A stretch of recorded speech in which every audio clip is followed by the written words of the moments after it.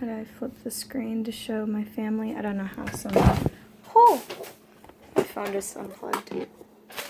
Person. Okay.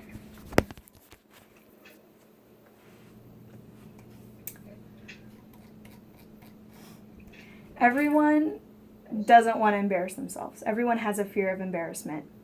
But yet, no one's perfect at everything. So why try anything if you don't want to risk possibly embarrassing yourself? As a kid, I was full of confidence. I thought that I was the best person on the stage when I took a dance class.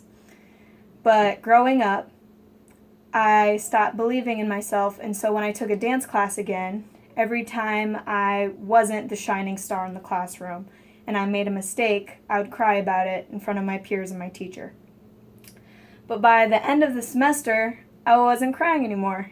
And I didn't care if I messed up because at some point in that class, I saw every single person mess up. And so by the end, you learned that you just laugh it off. And it made for a much better, friendly class environment. And we just all had a great time. In every single dance class I've had, it was the same thing. You just saw improvement in every single student, even the best student and to the worst student that barely could walk on their legs, basically, with how little coordination they have. Everyone improved. So I don't believe that just because you're not a good dancer, you shouldn't take a dance class. I believe that it benefits every single person, and you shouldn't only do things that you think you're going to be good at. So I have a benefits board for you. It fell. Okay. There are plenty of benefits to taking a dance class. According to an article by the Department of Health and Human Services for the state of the government of Victoria, Australia, dance has increased muscular strength, endurance and motor fitness, improved muscle tone, weight management, better coordination, agility, and flexibility, improved balance and spatial awareness, improved mental functioning, improved general and psychological well-being, greater self-confidence and self-esteem, and better social skills. Now that's just some. I have a whole nother side. In schools that offer dance, according to the National Dance of Education Organization, it has helped improve attendance rates, lower dropout rates, supports learning of underserved populations such as kinesthetic learners, and special education students and lower income learners. It has helped hold students' attention for longer periods of time, help makes connections to learn new and past learning things, and improves long-term recall. And students have shown an increase in math, science, and English scores. So, if it basically makes everything better, why do schools not have dance education? 97% of elementary schools nationwide don't offer dance, so therefore they do not have these benefits of dance for their students in their schools.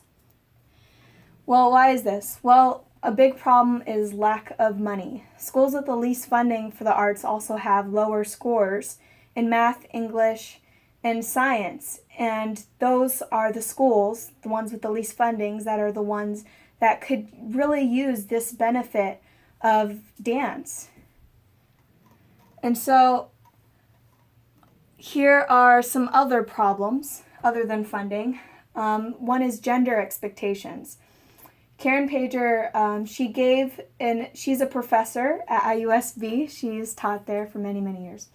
And she gave an example of a little boy that she taught in one of her classes, and he was getting bullied for taking his dance classes, but he loved it. And at the end of the school year, he didn't care about those bullies anymore because dance gave him that confidence that he needed to not care what the bullies said.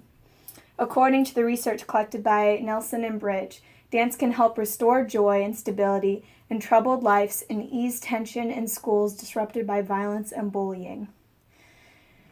So if dance can help so many that struggle with self-confidence and struggle with bullying, why do we not have it in schools? You don't have to want to be a dancer to benefit that confidence that can come with dancing. Professor Pager gave an example of a boxer who took her class just for one semester, and he noticed benefits for his boxing abilities getting better through his experience with dance. He had better mind and body connection and just overall awareness of the way he can move to be better at his career. So out of 30 years of teaching dance, I asked her, has anyone not benefited? She said that there was one man who did not benefit, and from the very beginning, he thought he was going to get nothing from taking a dance class, and he honestly didn't try.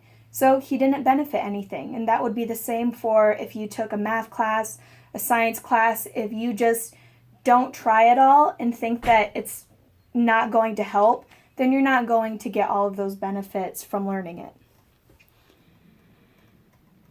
So I want everyone to learn the benefits. I want everyone to have access to these benefits. So I want dance courses to be a required part of education from K through 12. So according to the Dance of Education and Arts, school requirements differ from state to state due to lack of standardization in terminology, state legislation, and policies and funding. So that is why there is not just one thing that's available for every single school in every single state. It's going to change district to district. So there's a site, organizations such as Americans for the Arts, that you can go to and you can support your local school district to fund dancing for students.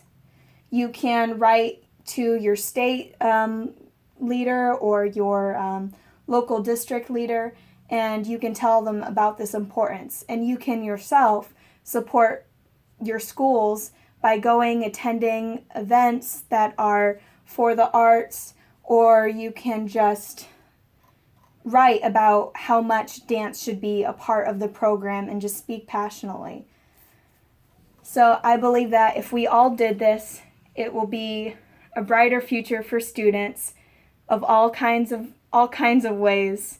And I just want a call for action for you to be a part of that, to making future generations brighter. Thank you. Okay, let me show you. Oh, that's the wrong way. Wait. Can you see that there's a person? No. What's happened? Oh, there he is. Person.